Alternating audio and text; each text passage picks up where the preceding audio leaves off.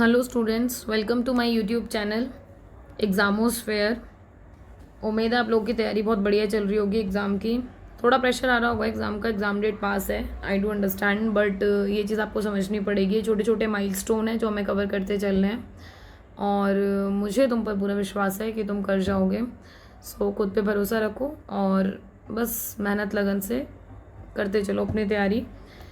बाकी जो चैनल की डिटेल्स हैं वो आपको डिस्क्रिप्शन में मिल जाएंगी। एक इम्पॉर्टेंट बात जो आप लोगों को शेयर करनी थी मुझे कि 11th क्लास के लिए एंड 12th क्लास के लिए दोनों के लिए ना आपके सेपरेट टेलीग्राम ग्रुप बने हुए हैं, ठीक है। और वहाँ पर MCQ अपडेट होते हैं, ठीक है, डेली बेसिस पे। सो आप वहाँ प्रैक्टिस कर सकते हो। प्रैक्टिस करने से क्या होगा, एक तो वही जो आपका ठीक है वो आपका कंफर्म होगा, ठीक है। और जहाँ आप गलती कर रहे हो, जो आपको नहीं आ रहा है, वहाँ आपकी तुरंत लर्निंग हो जाएगी कि हाँ भाई कौन सा क्या ठीक है।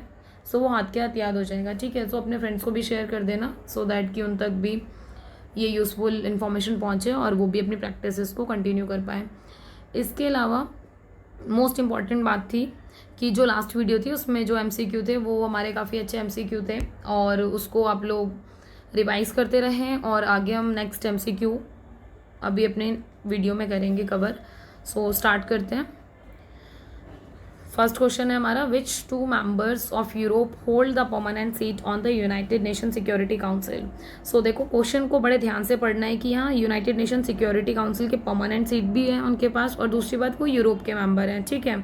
सो आपको सबसे पहले, अगर आपको पता है कि यूनाइटेड नेशन सिक्योरिटी काउंसिल के कितने मेंबर है, क्या क्या उसके नाम है, सो आपको बहुत ईजीली आप इसमें से क्या कर पाओगे, अपना आंसर मार्क कर पाओगे। सो टोटल 5 आपके मेंबर्स हैं, उसके बारे में अभी हम देखेंगे डिटेल में। ब्रिटेन एंड फ्रांस इसका आंसर है। इसके अलावा 3 और मेंबर हैं जो आपके इसका पार्ट है, USA, रशिया एंड चाइना, ठीक है। सो ये इंपॉर्टेंट है। इसके अलावा मोस्ट इंपॉर्टेंट बात जो आप सबको ज़रूर पता होगी कि यूनाइटेड नेशन सिक्योरिटी काउंसिल क्यों इतना ज़्यादा पावरफुल या इंपॉर्टेंट है, ड्यू टू वीटो, क्योंकि इसके पास वीटो पावर है। ओके, सो हमारा नेक्स्ट क्वेश्चन है, who among the following adopted an open door policy. बेटा ये बहुत इंपॉर्टेंट है, ओपन डोर पॉलिसी चाइना के लिए। सो इसका आंसर है चाइना। और दूसरी बात ये है कि ये आपका CBSE बोर्ड में हाफ ईयरली में या प्री बोर्ड में कहीं पर भी 4 मार्क्स के अकॉर्डिंग पूछा जा सकता है और ये पूछा गया भी है लास्ट ईयर में। सो आप लोग उस अकॉर्डिंगली थोड़ा सा प्रिपेयर कर लें कि क्यों चाइना ने ओपन डोर पॉलिसी को अडॉप्ट किया था और क्या क्या कॉन्सिक्वेंसेज रहे थे। सो हेल्प होगी आपको काफ़ी। नेक्स्ट क्वेश्चन है, द एशियन वे। अब आपको सबसे बड़ी बात तो ये पता होना चाहिए कि इसका स्टैब्लिशमेंट कब हुआ था, इसके फाउंडिंग मेंबर्स कौन कौन है। ओके, सो सबसे पहले हम थोड़ा सा इसका स्टैब्लिशमेंट देख लेते हैं कि कब ये स्टैब्लिश हुआ है। ये हुआ है बेसिकली आपका 8 अगस्त 1967 को, ठीक है। सो ये थोड़ा सा याद रख लेना। इसके अलावा अगर देखा जाए तो जो इम्पॉर्टेंट बात है वो ये कि अगर इसका वे देखोगे तो वो क्या है, that is informal and cooperative, ठीक है। और इसके जो फाउंडिंग मेंबर्स हैं वो भी आपको याद होने चाहिए क्योंकि एशियन और उसके ऑब्जेक्टिव्स के ऊपर क्वेश्चंस पूछा जाता है, लास्ट ईयर पूछा गया है। सो थोड़ा सा उस अकॉर्डिंग भी प्रिपेयर कर लेना। सो अब देखो यहाँ नेक्स्ट क्वेश्चन आ ही गया, which of the following is not the founder member of Asian. बेटा ये जो नोट है ना, इसको बड़ा ध्यान से पढ़ना एग्जाम में। कई बार ये नोट ब्लर हो जाता है हमारी आंखों के आगे से और हम फर्स्ट ऑप्शन देखते ही ऑप्ट कर देते हैं कि हाँ इसका तो यही होगा, यही फाउंडिंग मेंबर है। बट मेजर जो चीज़ है वो आपको नॉट वाली जो चीज़ें हैं कई बार एग्जाम में हाईलाइट होके आती है, जो ये नॉट है कई बार नहीं आता, तो क्वेश्चन 1 गो में ही बहुत ध्यान से पढ़ेंगे। सो बेसिकली आपको पता होने चाहिए इसके फाउंडर जो मेंबर हैं, टोटल कितने हैं आपके इसके फाउंडर मेंबर, 5 हैं, ठीक है। इसको याद करने की एक छोटी सी ट्रिक भी है जो मैं आपको साथ साथ शेयर कर देती हूँ so that you can easily remember this. तो सबसे पहले तो आपको ये पता होना चाहिए इंडिया इसका फाउंडर मेंबर नहीं है, ओके। इंडोनेशिया, मलेशिया, थाईलैंड इसके फाउंडर मेंबर हैं, बट इसको याद करने की एक सबसे इजी ट्रिक, PM सिट, जो हमारे PM साहब हैं उनको हम बैठने के लिए बोल रहे हैं कि PM जी बैठ जाइए। ओके, सो अब आप देखना यहाँ पर P से क्या हो गया आपका, फिलीपींस हो गया, ठीक है। M से मलेशिया हो गया, S से सिंगापुर हो गया, I से इंडोनेशिया हो गया, T से थाईलैंड हो गया। अब बेटा ये चीज़ तो आपको पता चल गई इजीली कि आपका मलेशिया, इंडोनेशिया एंड थाईलैंड यहाँ कवर हो रहा था, फिलीपींस एंड सिंगापुर, और आपको याद रखना है। ओके, सो अब हम नेक्स्ट क्वेश्चन की तरफ बढ़ते हैं। Indo Russia relation most important है। Treaty of peace and friendship बहुत बार पूछी जाती है, CUET में भी पूछी गई थी लास्ट ईयर, ओके। और ये आपका बोर्ड में भी पूछी जाती है। एक चीज़ और है कि ये जो आपके असर्शन रीजनिंग है उसमें भी इस टाइप के क्वेश्चंस बन सकते हैं। जानबूझकर वो दे देगा कि रशिया के साथ ना करके यूएसए का नाम लिख देगा।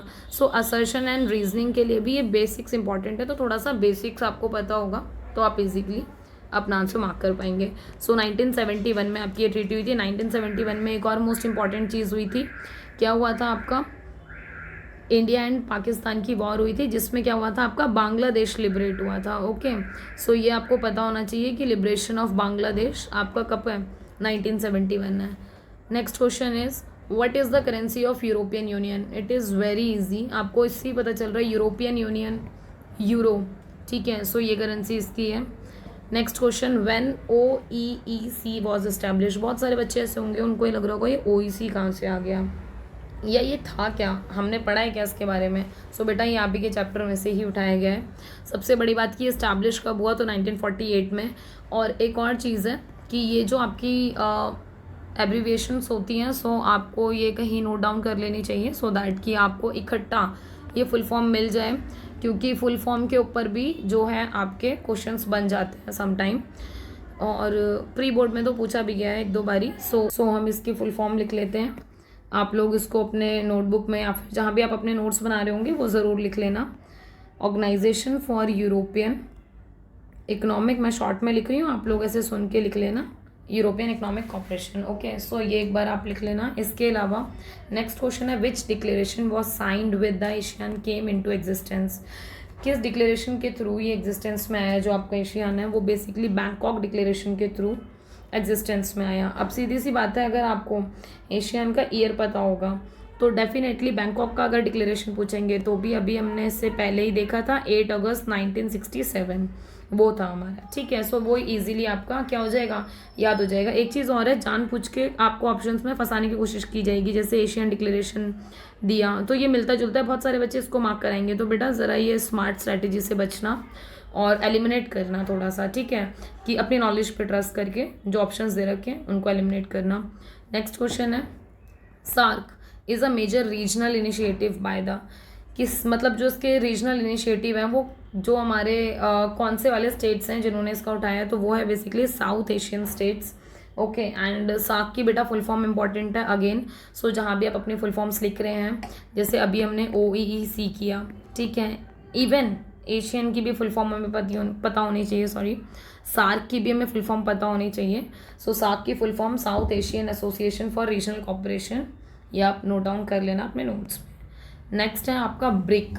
जो ब्रिक है वो ब्रिक्स बना। सो ब्रिक जब टर्न आउट हुआ एस में, तो एस स्टैंड फॉर, सो आपको पता होना चाहिए एस स्टैंड होता है आपका किससे, साउथ अफ्रीका से। अब एक मोस्ट इम्पॉर्टेंट बात जो आपको पता होनी चाहिए थी, ब्रिक्स का ये जो एक्रोनेम है, सो उसके बारे में थोड़ा सा देख लेते हैं कि ब्रिक्स का एक्रोनेम किससे स्टैंड करता है। तो बी से हो गया आपका बेसिकली ब्राज़ील, आर से हो गया आपका रशिया, आई से हो गया आपका इंडिया, सी से हो गया आपका चाइना, और एस जो बाद में ज्वाइन हुआ वो है आपका साउथ अफ्रीका। सो उसको थोड़ा सा याद रखेंगे। इसके अलावा नेक्स्ट है आपका the key to growing India Israel ties are, India और इसराइल के जो रिलेशनशिप है वो बिल्ड ही कहाँ से शुरू हुए थे, हमारे डिफेंस से होने शुरू हुए थे। Next question, the council of Europe was established in, आपको पता होना चाहिए, इसका आंसर है 1949। नहीं पता तो बेटा इसको याद रख लेना साथ के साथ। What were the areas of dispute between India and China, ये तो हमारे खून में घुल जाना चाहिए था अब तक कि कौन कौन से आपके डिस्प्यूटेड एरिया हैं, क्योंकि इतनी बार तमाशा करता है ये, अरुणाचल प्रदेश एंड अक्साई चीन। सो बेटा ये बेसिक्स हैं, ये हमें बिल्कुल पता होने चाहिए थे। ठीक है, इसके अलावा आपके MCQ ख़त्म हो गए हैं। So thank you so much for your attention and all the best for your preparation and for your exams. अच्छे से अपना बेस्ट दो and believe in your self, सबका बहुत अच्छा जाने वाला है। जस्ट कीप रिवाइज, नया मत पढ़ो अब इस टाइम पे, अब रिवीजन करो, मैक्सिमम रिवीजन करो। Okay, bye bye.